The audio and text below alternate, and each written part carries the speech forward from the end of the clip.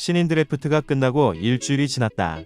보통 드래프트에서 가장 이슈화될 선수는 각 팀의 1라운드 지명일 것이다. 하지만 롯데는 그에 못지않게 지명이 이슈화된 선수가 있었다. 바로 송원대 투수 정현수다.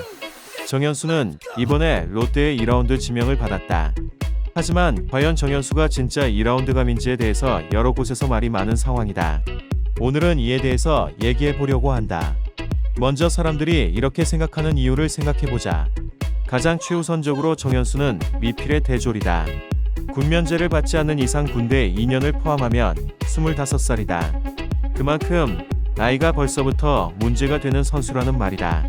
이러한 이유로 많은 팀들이 상위 라운드에 대졸 선수들을 거의 픽하지 않는다.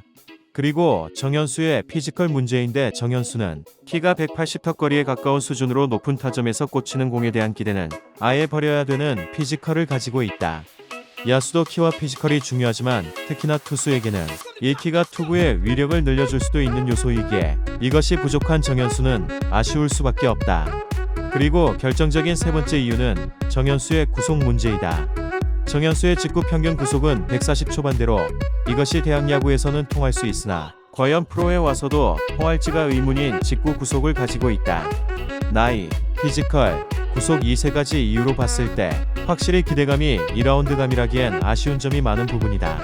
그러면서 당연하게도 최강 야구빨이 있는 게 아닌가 하는 팬들도 다수 있다. 본인도 저번에 말했듯이 최강 야구 애청자이며 그 중에서도 가장 좋아하는 선수가 정현수인데 그럼에도 불구하고 2라운드를 태울 정도인지 의문을 표하기도 했다. 그렇다면 정말로 정현수 지명은 단지 롯데의 실책이고 잘못 뽑은 것일까? 결론부터 말하자면 그건 절대 아니라고 생각한다. 먼저 정현수의 단점을 살펴봤었는데 이번엔 장점을 살펴보자. 정현수는 구속 이상의 무브먼트와 수준급의 변화구를 가지고 있다. 특히 일반 커브 그립으로 너클 커브 형태의 커브를 던지는데 그 각이 상상 이상이다.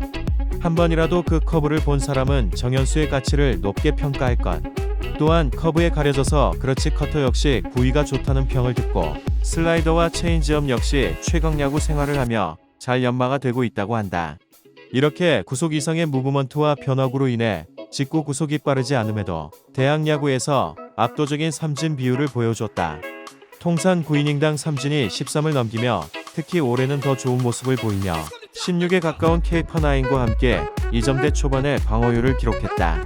그리고 최강 야구에 입단하기 전인 22년부터 10승 1패 129 탈삼진이라는 에이스급 활약으로 이미 상위 라운드 지명이 예상되던 기량을 보여주고 있는 선수였다. 한마디로 말하면 최강 야구 진출 이전에도 주목을 못 받을 정도의 선수는 절대 아니었다는 말이다. 기량만큼은 엄청난 선수임은 분명하다. 그리고 대학 시절 동안 많은 투구를 강행하여 이 혹사에 대한 걱정 역시 있을 텐데 정현수는 대학 진학 이후 본격적으로 투수를 한 선수라 아직은 어깨가 싱싱할 거라고 생각한다. 그리고 정현수에 대해서 이야기할 때 최강야구 이야기를 안 할 수가 없다. 이 최강야구 경력이 이번 지명 논란 이슈의 직접적인 원인일 수 있을 정도로 문제가 되는 요소라고 할 수 있지만 본인은 절대 그렇게 생각하지 않는다. 정현수는 최강야구에서 은퇴한 레전드 선수들과 함께 값진 경험을 하고 있는 선수다. 실제로 유희관에게 변화구를 배우기도 했고 다른 레전드 투수들에게도 조언을 받으며 무엇보다 김성근이라는 레전드 감독에게도 많은 코칭을 받은 선수로 이는 다른 아마추어 선수들과는 비교할 수도 없는 무기를 가진 것이라고 생각한다. 그리고 많은 신인들이 1군에 와서 제 기량을 내지 못하는 가장 큰 이유는 처음 보는 만원 관중의 응원 때문이라 생각한다. 하지만 이 부분에 있어서 정현수는 관중이 있는 상태에서 많은 경기를 나서며 이미 여러 차례 만원 관중 경기 역시 경험을 해본 선수이다. 이렇게 최강 야구에 의해서 얻어낸 경험에 있어서만큼은 이번에 뽑힌 아마추어 선수들 중에서 최고 수준이라고 할 수 있는 것이다. 이 경험은 분명 정현수가 프로에 적응하는 데 있어서 값진 양식이 될 것이 분명하다.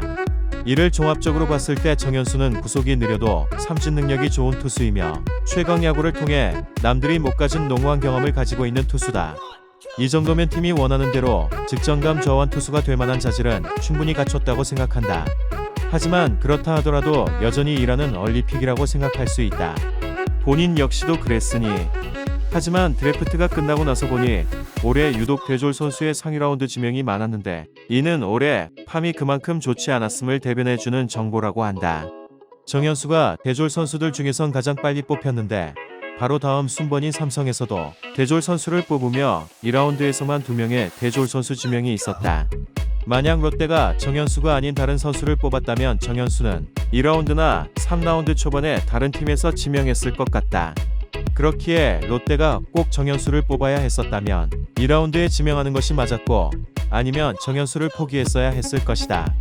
그렇기에 이건 롯데가 정현수로 승부수를 걸어본 것으로 결국엔 얼리픽이긴 하지만 팜을 보아하니 논란이 될 정도까지의 얼리픽은 아니었다고 생각한다. 그리고 결론을 말하자면 사실 이 픽 순위의 중요성은 그리 없다. 1라운드 지명된 선수가 망하기도 하고 9라운드쯤에 지명된 선수가 흥하기도 하는 게 야구다. 그만큼 앞으로의 활약에 대해서는 이 지명 순위가 절대 답이 아니다. 정현수 역시 2라운드에 뽑혔지만 1라운드 이상의 활약을 보여줄 수도 있는 것이다. 개인적으로 충분히 그런 활약을 보여줄 수 있다고 생각하는 본인이다.